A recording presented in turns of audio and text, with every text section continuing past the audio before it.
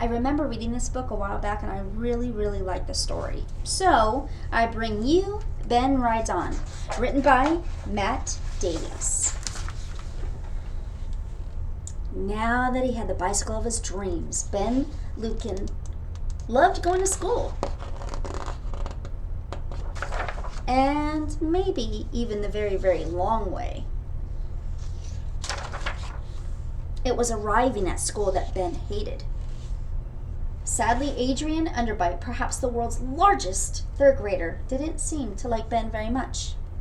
But Adrian didn't like nice things. After watching Adrian ride off on his prized possession, Ben was devastated and late for class. As his teacher explained that the earth revolved around the sun, Ben's thoughts revolved around his bike and seeking revenge against Adrian. When the school bell finally rang, Ben began his journey home on foot.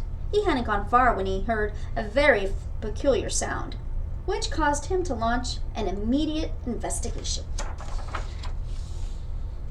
Whereupon he quickly discovered his stolen bike, and also Adrian, who appeared to be in a significant spot of trouble. How extraordinarily terrible, Ben thought to himself. Ben dusted off his bent-up bicycle and continued on his way, satisfied that Adrian would perilously dangle from a tree branch for all eternity. But something made him stop. And just when Adrian thought he could not hold on any longer, a very familiar green and white hoodie appeared. Adrian reached up and grabbed on for dear life. Hauling the big galoot proved to be a challenge, but Ben pulled Adrian to safety with some help from a friend. Exhausted, Adrian slowly rose to his size 10 feet and appeared momentarily to be quite puzzled. Then suddenly, without warning, he lunged like an airborne walrus toward his rescuer. While Ben braced for the horrible impact, Adrian made off with the damaged bike. Ben couldn't believe it. I can't either. He just helped him. And he's just going to take his bike again?